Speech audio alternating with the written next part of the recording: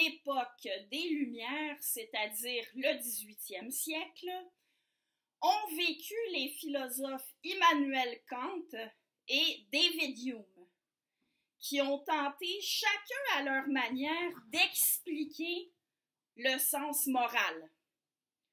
Le sens moral, comme je l'ai déjà dit, c'est le fait de se sentir lié par des règles de conduite. Plus précisément, c'est se sentir fortement lié, intimement lié à des règles de conduite au point qu'on se sentirait mal à l'aise de les enfreindre, même quand personne ne nous voit. On peut constater que ça, eh bien, ça existe chez l'humain. Dans toutes les sociétés, ça existe. La majorité des humains considèrent avoir certaines obligations. Ils considèrent qu'il y a des choses qu'ils ne doivent pas faire et des choses qu'ils sont obligés de faire. Et ça ne se limite pas à la loi.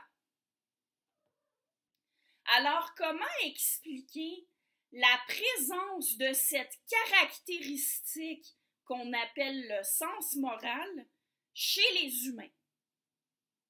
Dans la tradition philosophique occidentale, on a notamment retenu deux explications dont chacune exerce de l'influence aujourd'hui, même sur des gens qui n'ont pas conscience d'être influencés par certains philosophes. Et pour chacune des deux, justement, on pourrait identifier un philosophe du 18e siècle. Alors, je vais partir du résumé suivant. Selon la conception à laquelle on peut identifier Kant, le sens moral est une faculté rendue possible par la raison. C'est une faculté d'aller à l'encontre de ses sentiments. Selon la conception à laquelle on peut identifier Hume, au contraire, le sens moral, ça repose sur des sentiments et non sur la raison. La raison, elle peut seulement servir de guide secondaire. Hume dit qu'elle est impuissante à donner une motivation, y compris une motivation morale.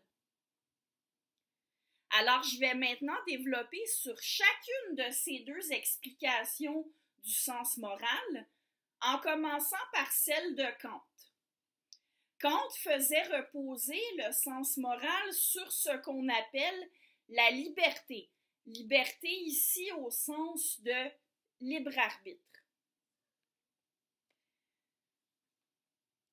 Pour le formuler autrement, selon Kant, la capacité de l'humain à concevoir qu'il a des devoirs moraux et celle de se conformer à ses devoirs moraux vient de son pouvoir de s'émanciper de ses penchants naturels.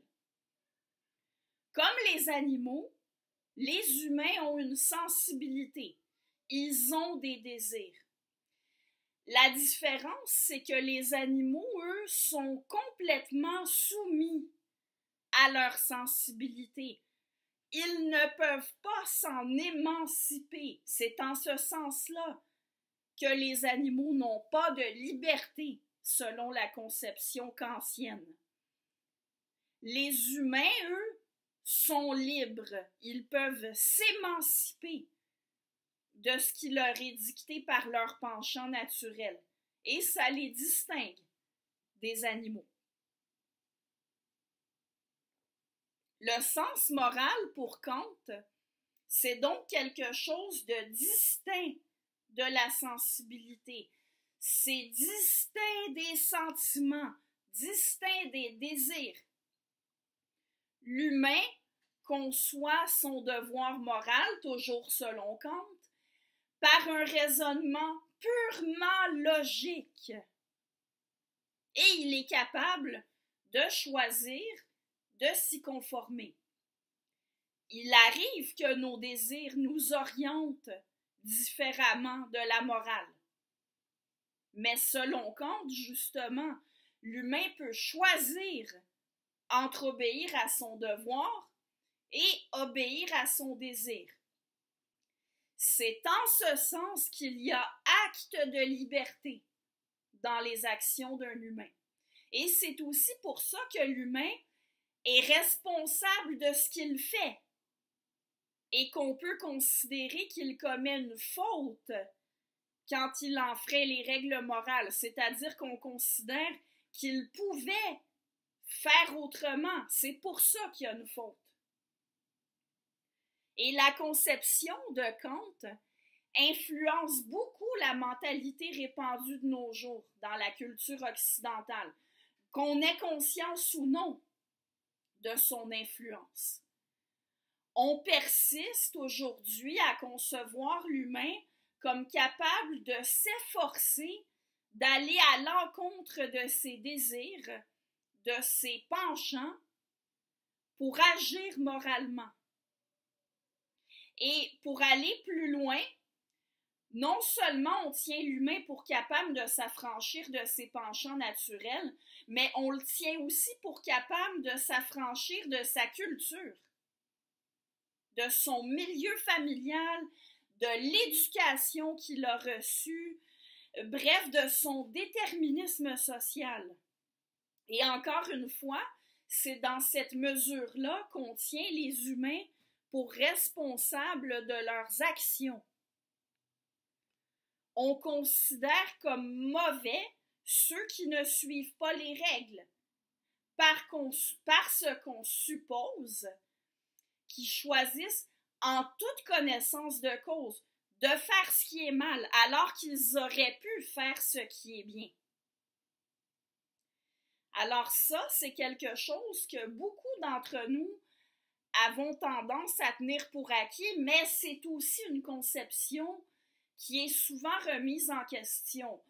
On pourrait se demander si l'humain a vraiment cette capacité-là de s'extraire de ses déterminismes aussi bien biologiques que culturels.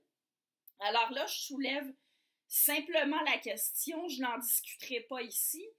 Je vais plutôt passer à l'autre explication du sens moral dont je veux parler.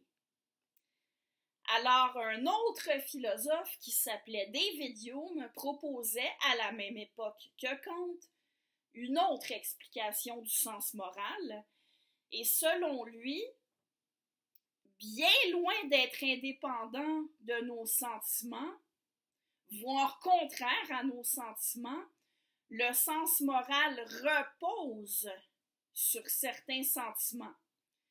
Hume parlait de sympathie, mais il faut savoir que ce terme-là, à l'époque, prenait plutôt le sens qu'on donne aujourd'hui au mot empathie.